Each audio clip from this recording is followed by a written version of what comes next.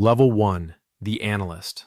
You are 22 years old. You just received the offer. Base salary, $110,000. Bonus, up to 70% on top. You printed the offer letter and read it 3 times in a row, even though the numbers didn't change. Your parents don't understand what you'll be doing. You explain, helping companies buy and sell other companies. They nod. They don't understand. You don't fully understand either. Not yet. First day, you receive a laptop, a badge, and the name of the senior analyst who will be supervising you. His name is Marcus. He is 24 years old. He looks 31. Your first assignment is a pitch book, a presentation the bank prepares for a potential client to win a mandate on a deal. You will be making pitch books for 4 months straight before you see a live transaction. Most pitch books lead to nothing. The client takes the materials, says thank you, hires a different bank. Sometimes hires no one. Sometimes doesn't call back at all. You don't know this yet.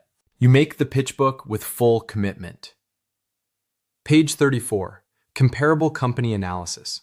You select 12 peers, pull the multiples from Bloomberg, build the table. At 3 in the morning, the associate sends a revision. Remove Siemens from the comp set. Margins aren't comparable. You redo it.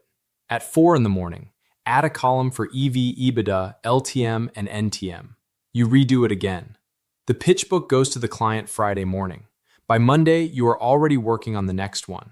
Your week is 90 to 110 hours. Not as an exception, as the standard. You begin to understand a new kind of exhaustion, not physical, but the kind where you stare at a column of numbers and genuinely cannot see them for a few seconds. Then you can again, and you continue. Food is free after 7 in the evening. This is not a perk. It is a mechanism for removing the reason to leave the building. You live 40 minutes from the office. You get home on average at 1 in the morning. Sometimes you don't go home at all. There's a shower on the floor. You use it twice in the first month. Then you stop counting. In December, your first bonus, $58,000 after tax.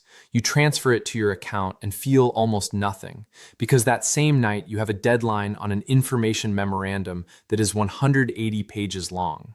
By the end of your first year, you understand one thing. Investment banking is not about money. The money is compensation for what you give up. Those are different things. The difference matters. Level 2, the associate. You are 26 years old. You came back from business school or worked your way up from inside. If you came from business school, you spent $220,000 and 2 years to end up back at a bank. Except now you don't build the tables. You explain to analysts what is wrong with their tables. Base, $175,000. Total comp in a good year clears $300,000. Your work has changed. The analyst executes. You manage the process. This sounds like a promotion. At first, it feels like a loss. You no longer sit in Excel until dawn with headphones in. You coordinate document versions, answer questions from lawyers, and negotiate deadlines with 3 parties simultaneously. Your first live deal. The sale of a manufacturing business for $340 million. The owner built it over 18 years. Strategic buyer from Germany. Your job is to run due diligence. Financial, legal, tax, technical. 4 parallel work streams, each with its own requests, its own deadlines, its own lawyers with different hourly rates, and different definitions of the word urgent. The data room opens Sunday morning. By Wednesday, the buyer has submitted 847 questions. You distribute them across teams. By Friday, 612 are closed. 235 are in progress. Another 47 require a personal response from the company's CFO, who is traveling in Singapore and responds to emails once a day. The deal closes 4 months later. At the closing dinner, the owner shakes your hand. He says, "You did everything right." You nod. You spent more nights on this deal than he will ever know. This doesn't bother you. This is the job. You already understand that. In your second year, you begin to see the structure, not the models, not the slides, the structure of how decisions are actually made, who calls first, who stays silent on a call, and why that matters more than what anyone says, how the chairman of a company talks to the VP from the buyer's team, and what that signals about the probability of the deal closing. You are learning to read signals that do not appear in any pitch book. Level 3, the vice president. You are 30 years old. Your title has changed. The physics of every meeting has changed with it. Base, $250,000. Total comp in a strong year, $500,000 to $600,000. You no longer execute the work. You are responsible for ensuring the work is executed correctly and on time. This sounds identical. It feels fundamentally different. You're running two live deals simultaneously. On one, the sale of a SaaS company, three strategic buyers, two PE funds.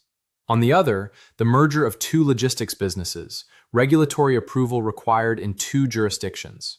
Between them, two pitch books and a quarterly sector update. Your phone is a separate job inside the job. Analysts write with questions, clients write with anxiety, lawyers write with clarifications. The managing director writes at 11 p.m. Can you look at the executive summary on page 12? The language feels weak. You look. She is right. You rewrite it. For the first time, you are sitting across from a client's CFO, not to present a model, but to explain why the valuation they were expecting is not achievable given their current EBITDA and the current rate environment. He is not pleased. You expected he would not be pleased. You spent 2 days preparing for this conversation. The conversation lasts 40 minutes. At the end, he says, "It's good that you told us this now and not later." You drive back to the office and open the next task. You notice something new. People look at managing directors differently than they look at you. Not because they are smarter, because they are the source of the business. You have heard this before. Now you see it. Level 4, the director. You are 34 years old. Your work now is relationships. Not presentations, not models, not process management. Relationships. Base, $300,000. Your bonus is tied to how much business you bring to the bank. In a strong year, total comp crosses $800,000. In a weak year, you feel that too. You are having dinner with the CEO of a company that is not for sale. Not yet. This is your third meeting with him this year. The first was at an industry conference. The second, you sent him a sector analysis without being asked, simply because it was relevant.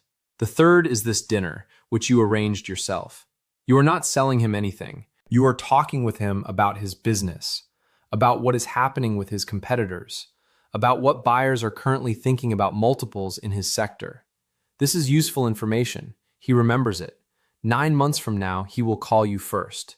Not because you are the best banker in the world, because you are the person he trusts enough to call first. Your conversion rate from meetings to mandates is roughly 1 in 5. That is a strong ratio. It means 4 out of every 5 meetings end in nothing, and you need to schedule the next 4. You fly to London on Tuesday, return Thursday. Friday, dinner with a PE partner in New York. Monday, board meeting on a live deal. Your assistant manages your calendar better than you do. At home, 2 children. The younger one is 3, the older one is 6. The older one asks why you weren't at the school recital. You explain. He nods. He is already used to this explanation. This bothers you more than you are prepared to say out loud. Level 5, the managing director.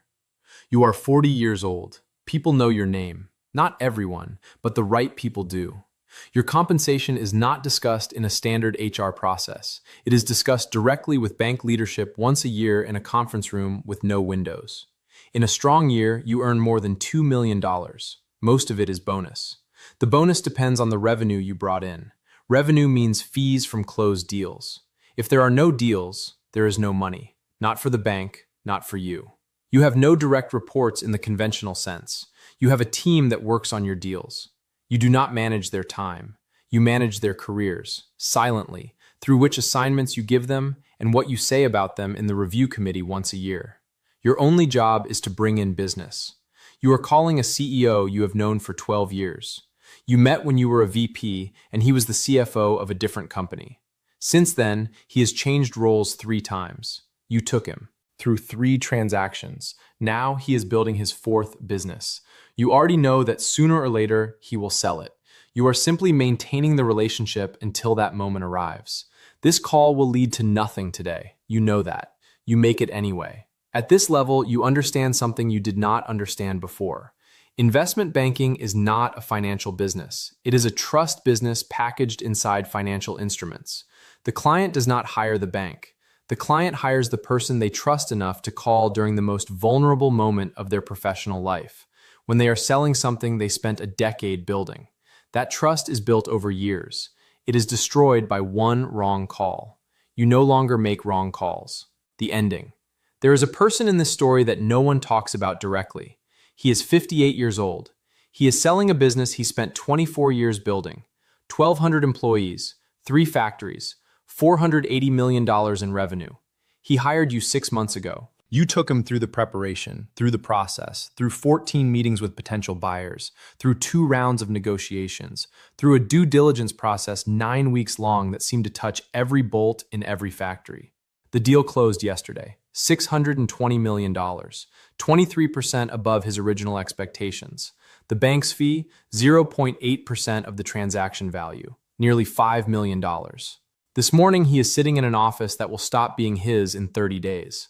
On the desk are the documents he signed yesterday. He is looking at them and not feeling what he expected to feel.